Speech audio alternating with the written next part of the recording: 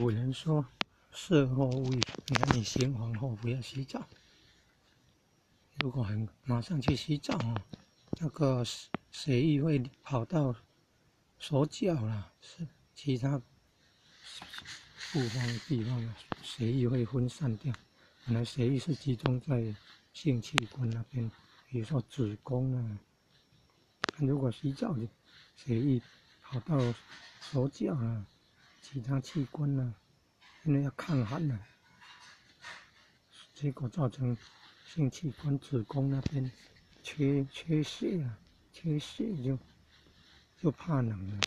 如果接触到冷空气，就会变成好像感冒着凉一样，下体会虚寒啊，子宫虚寒，造成不孕了，或者是白带，像感冒流鼻涕流出白色的，这叫白带。